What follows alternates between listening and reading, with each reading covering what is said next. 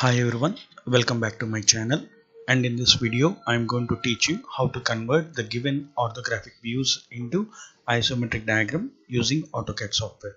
And before going to have a look at the question, I would like to ask you that if you like my videos, kindly like my videos, like my channel, subscribe it and also share it.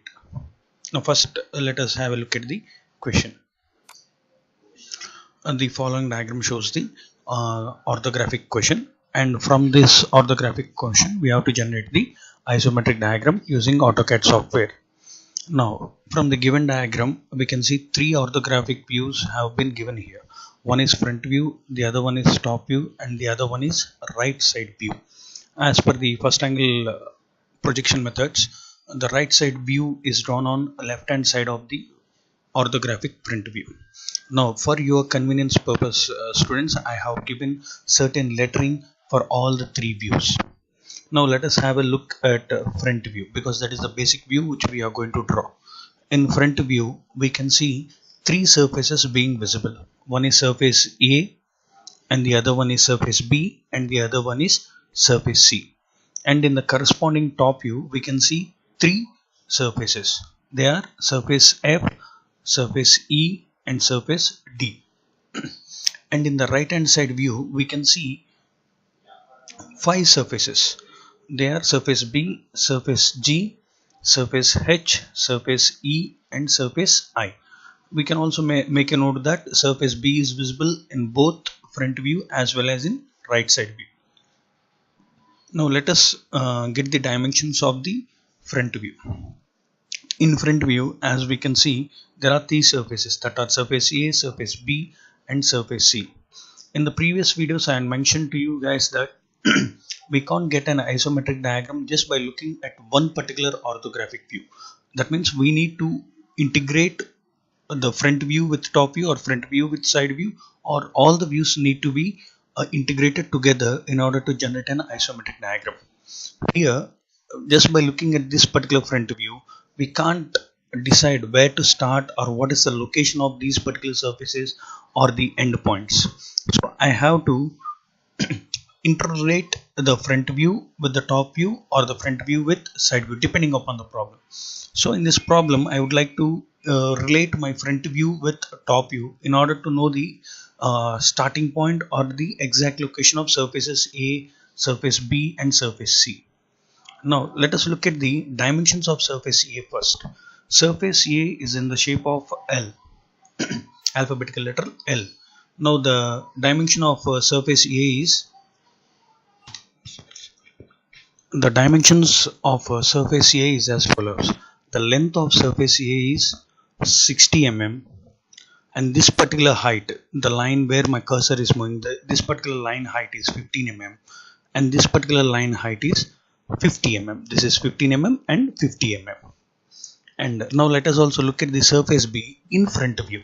In front view, actually they had given the overall length as 75 mm, whereas 60 mm covered by the surface A itself.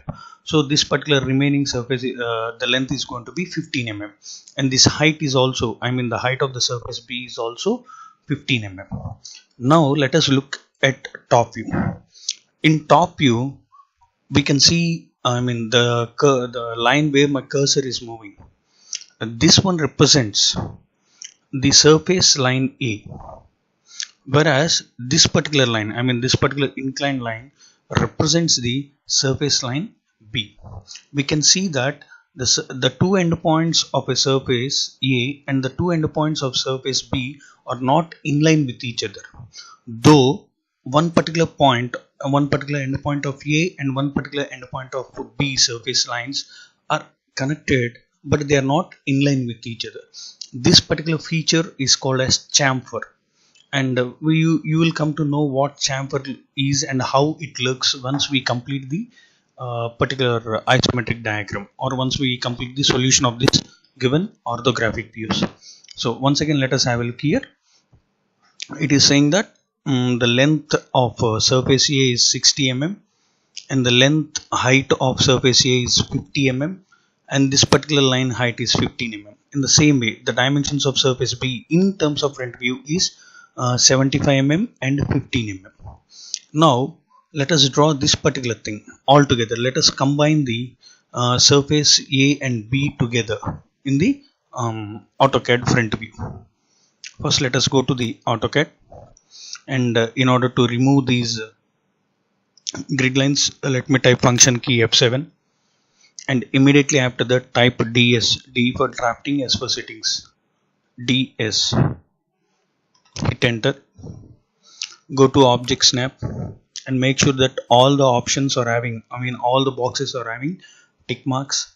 Then go to snap and grid.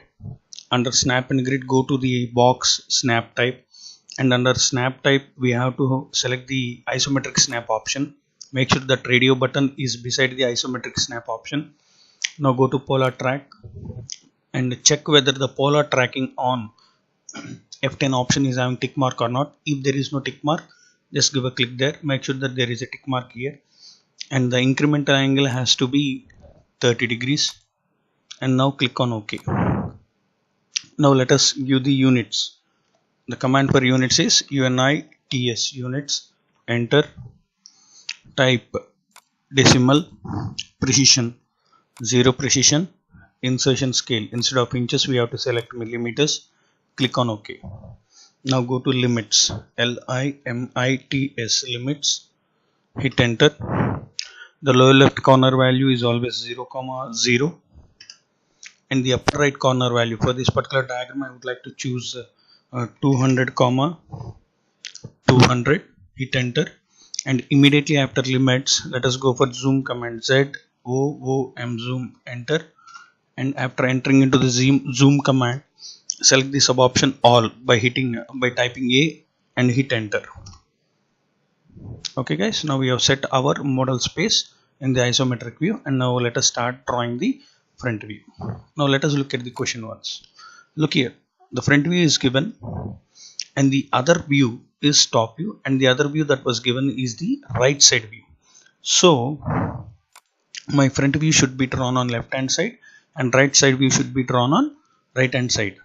So let me take a line. Let me give a click here. Now in the downward direction, that is in the 270 degrees, the height of surface line A is 50 mm. Enter. Now in the reverse direction of left hand side, that is in 330 degrees, the total distance, surface A distance length plus surface B length, that is 75. Type 75. Hit enter. Now in the upward direction, the small line is having a height of 15 mm. Type 15. Hit enter. Now in left side direction, that is in 150 degrees.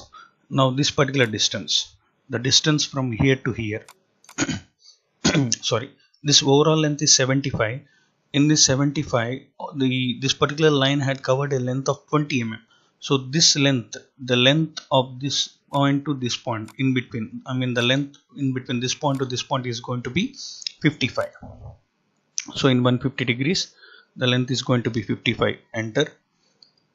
Now again in the upward direction, this overall length is 50, and out of 50 we have covered a distance of 15. So the remaining is going to be 35. So type 35. Hit enter. Now again in this particular direction, in 150 degrees direction, the length is going to be 20. Enter. Escape. So we have generated surface A and surface B together. Now let us look into the side view, right side view dimensions. See, in the right side view, first let us draw the surface G and surface B. See here, surface B is looking like a square and surface G is looking like a rectangle. Whereas when you compare both the front view and right side view with the top view, we can see that there is an inclined line in the top view, which means that there is a chamfer, and the chamfer distance is going to be this 15 distance. In the front view there is a distance of 15, and in the side view also there is a distance of 15. So the chamfer distances are going to be 15 and 15. So let me get back to AutoCAD, and this side overall distance is 50 and the height is also 15 again. Take a line. Now move your cursor, give a click here. Now again in 30 degrees direction, that is in right side positive direction, the distance is 50. Enter. In the upward direction, in 90 degrees. The height is going to be 15. Enter. Now again in the right side reverse direction, that is in 210 degrees. The distance is 50. Enter. Escape. Here also we have generated surface B and G together. Now let us generate surface B in a chamfered way, that is in front view direction and in side view direction. And the command for chamfer is CHAMFER, chamfer, or we can also simply type CHA. Now after typing CHA, I mean the command for chamfer CHA, hit enter. Now the moment we type chamfer and hit enter, we get numerous sub options in square brackets. Out of those options, out of those displayed options, select the sub option distance. The letter being highlighted there is D. Type D, hit enter. Now it is asking you to specify the first chamfer distance. See, my first chamfer distance is going to be in the front view direction. In the front view, the distance between surface A and surface B is 15 mm. So 15, enter. Now the moment you type 15 and hit enter, now it is asking you to specify the second chamfer distance. In the side view, the length of your surface B is 15 mm. So again type 15, hit enter. Now your cursor will turn into a square box. Now move your cursor, give a click here and give a click here. Now you can see the chamfer, I mean the inclined line being generated on in between these two lines. Now let us generate another chamfer between this line and this line also. So the command for chamfer is CHA, enter. Sub option distance, D, enter. First chamfer distance 15, enter. Second chamfer distance 15, enter. Now select this line and this line. Now you can see both the things got chamfered. Now select this particular line and hit delete key. Now go to line command. Now give a click at this particular point and another click at this particular end point. Hit escape. Now take another line, give a click at this end point and another click at this end point. Hit escape key. Now this is what we technically call as chamfer. In the front view, now surface A is up to here, and in the side view surface G is up to here, and in both the views we can see surface B, which is chamfered or an inclined position. It is in inclined position. Now let us go to the other view, that is our top view. Now when we in the front view, we can see another surface called as C. But when we compare the front view with the top view, you can see that this surface C is at some distance. The distance is 15 mm from the edge. So now let us go with this particular surface F. The surface F, I am going to start from this point. The distance from here to here it is 10 mm. From here to here it is 10 mm. This particular distance has not been mentioned in the top view, but it has been given here. We can also see a hidden line. The dashed lines are indication of hidden elements. This 10 mm distance is representing the distance from this point to this point. And the distance from here to here it is 30 mm. See, here it is 10 and they said that the distance from here to here it is 40. Subtract 10 with 40, so I am going to get a distance of 30. And from here to here it is again 10 mm. And from here to here it is 10 mm. And now the distance from here to here it is going to be 15 mm. Okay, sorry, the distance from here to here it is going to be 20 mm. This particular distance 20 mm. Now the distance from here to here it is going to be 20 mm. The distance from here to here it is going to be 20 mm. Sorry, see, if you observe in the side view it is mentioned as 15 mm, not 20 mm. This is 15 mm. Again the distance from here to here it is going to be 15 mm. And the distance from here to here, nowhere has been mentioned the distance of this line where my cursor is moving.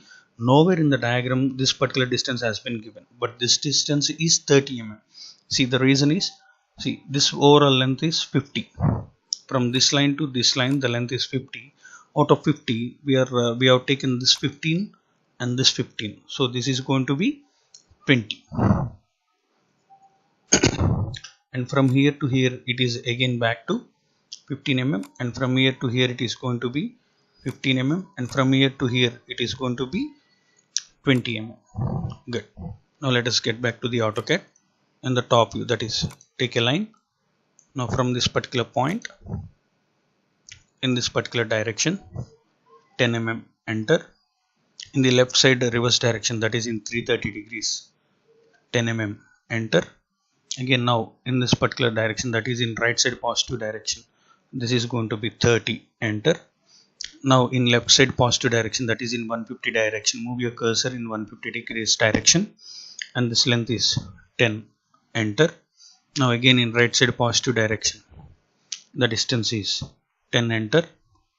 Now from this point in this direction, in left side reverse direction, that is in 330 degrees, this length is going to be 20, enter. Now again in right side reverse direction, that is in 210 degrees, this length is going to be 15, enter. Now again from this point to this point in this direction, that is in 330 degrees, this length is also 15, enter. Now again from this point to this point in right side reverse direction, that is in 210 degrees, and this length is going to be 20, enter. Now in left side positive direction, that is in 150 degrees, this length is going to be the equivalent value, that is 15, enter. Now from this point to this point, the length, in the angle 210 degrees, the length is going to be 15, enter, escape. Now we have generated surface F. Now once when we look at the right side view, we can see two surfaces here, surface H and surface I, and the dimensions of surface H are 15 length, and the surface I is also going to have the length of 15, and this particular height is going to be around 35, which is equivalent to this particular height. So let us get back to AutoCAD. Now instead of drawing all the lines, we can simply go for copy command. Copy, C-O-P-Y, copy, type copy, hit enter. Select this particular line. After selection of this line, hit enter.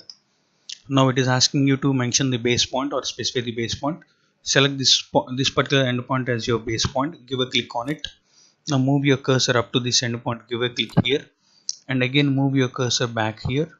Give a click. Hit escape. Now select a line. Take a line command. Join a line from this endpoint to this endpoint. Hit escape. Now take another line. Give a click here. Now move your cursor in the reverse 210 degrees direction, and this particular length is 15 mm. So in 210 degrees, type 15, hit enter. Now move your cursor in the upward direction. Give a click here. Hit escape. Okay. Now get back to the question. Now let us generate the surface C and surface E together. The dimension of this particular surface E is already generated in the top view. Now the length from here to here should be known. The length from the surface length of surface E, one is 15 and the other one is 35, and this particular dimension can be obtained from the right side view. You can see a dimension over here, 35. Now go to AutoCAD, take a line, give a click at this particular endpoint.